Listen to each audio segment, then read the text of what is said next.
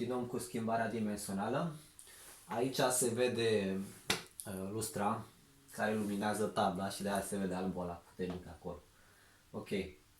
Schimbarea dimensională, v-am spus, este dată de influența astrologică. Cu cât ne apropiem mai mult de centrul galaxiei, cu atâta vibrația crește. De fapt, ce înseamnă schimbarea dimensională? Înseamnă că urcăm în vibrație, da? Vă știți, dacă ați văzut clipurile trecute cu dimensiunile, densitățile, de fapt e vorba de aceste unde sinusoidale, noi creștem în vibrații, vibrația planetei crește și noi trebuie să ținem pasul cu ea, că dacă nu ținem pasul cu ea, plecăm în altă parte, ceea ce este logic, nu?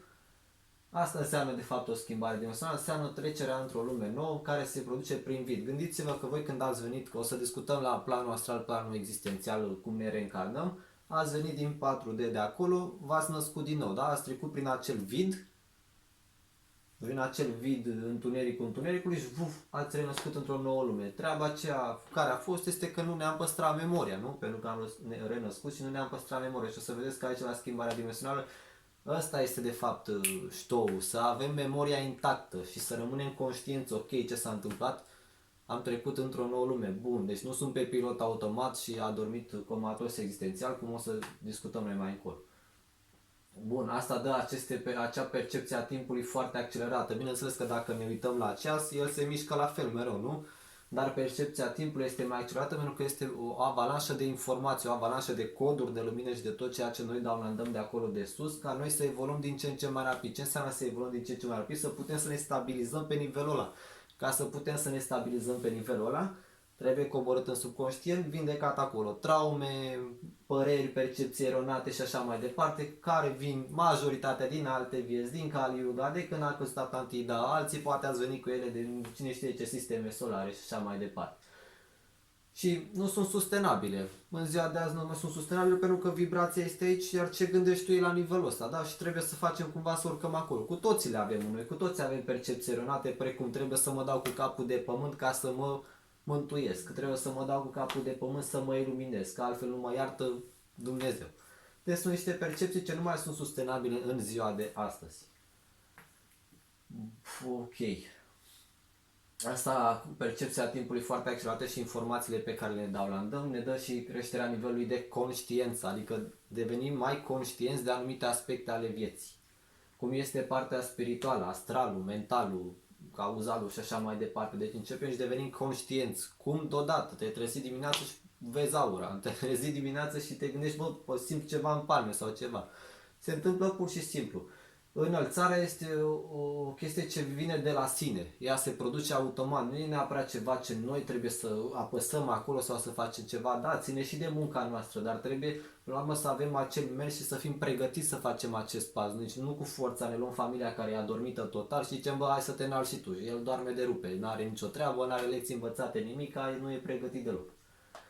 Ok.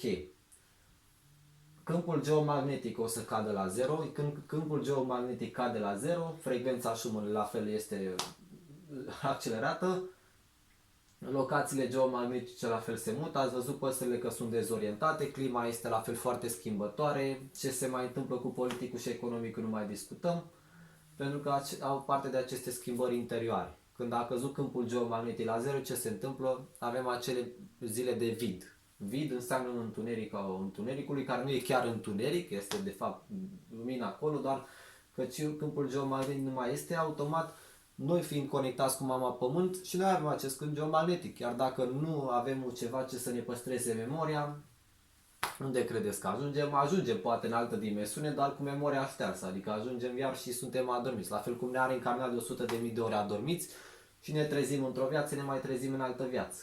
Dar nu e mai ușor să te reîncarnezi sau să te duci într-o lume direct conștient, să știi ceea ce și să-ți păstrezi memoria? Ba da, pentru asta avem nevoie de Merkaba. Poate or fi și alte instrumente, deși nu cred, dar eu cu Merkaba știu că funcționează. Ce vreau să vă mai spun, cu toți am mai făcut aceste schimbări de dimensiune, nu doar prin reîncarnare în 3D, și pe alte planete și pe unde am mai fost. Care ați fost Atlanți, care ați fost Lemurieni, știți, în structurile voastre aveți această formă de adevăr, am trecut cu toții prin aceste schimbări de dimensiune. Instinctual, când se va produce acel eveniment, știm, da, asta se întâmplă, asta trebuie să fac. Pentru că apare o formă de trezire intensă. formă de trezire ce deja apare. Cei care mă urmăriți acum clipul ăsta, poate nu degeaba ați nimerit să vă uitați voi la ce este schimbarea dimensională. Este acolo ceva ce vrea ca voi să faceți un click, o formă de trezire. Cât durează această schimbare după ce câmpul geomagnetic poate să cadă la 0? Păi depinde, poate să dureze 2 zile, 3 zile, 4 zile, poate și mai mult, asta depinde, este o alegere pe care o face Dumnezeu, o face Mama Pământ. V-am spus, noi o susținem pe Mama Pământ în evoluție, ea evoluează, noi trebuie să mergem să ținem pasul cu ea. Ori dacă sunteți mai evoluați, un star seeder foarte wow pe aici, bravo ție, susține-o pe ea în procesul de evoluție, dar fi pragmatic și realist. Bun. Asta se întâmplă că axele planetei se deplasează. Mai exact, v-am spus, trecerea de la o dimensiune la alta este o schimbare la 90 de grade. Da? O schimbare la 90 de grade poate să fie bruscă sau poate să fie 45 de grade și încă 45 de grade. Mai ușurel. Poate să fie și așa și așa. Spre exemplu, și în Atlantida, când înainte să se schimbe dimensiunea, a fost și la 45 de grade, după aia s-a mai dus încă o dată. Da? Deci a fost mai ușurel. Mai ușurel. Chiar așa ușurel, dar a fost. De că noi trebuie să devenim conștienți. Ce se mai întâmplă când se schimbă dimensiunea? Încep apară cataclisme naturale, cu tremure, erupții vulcanice și așa mai departe. Mai cade un continent, mai renaște altul. De exemplu, în Lemuria, când a căzut Lemuria, noi lemurieni știam, am plecat din Lemuria, a căzut Lemuria, am stat în Teros, unde am fost acolo, după aia ne-am dus în Atlantidă. Dar am știut, am fost conștienți. Ori dacă eram adormiți, cădeam cu tot cu continent. E normal că au fost și spirite mai puțin trezite spiritual, mai puțin chiar deloc, care au căzut cu tot continent, nicio problemă, se reîncarnează, se duce lumea lor. Ok.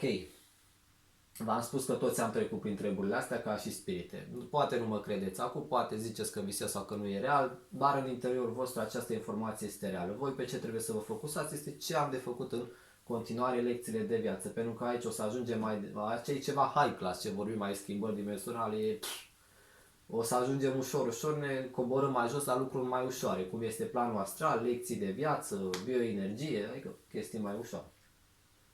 Ok, v-am spus de memorie că trebuie să o ținem intactă, asta o să o reușim doar dacă suntem pregătiți și avem lecțiile de viață învățate. Ce se mai întâmplă când intrăm în acel punct? Orice gând, sentiment, emoție se materializează instant, da?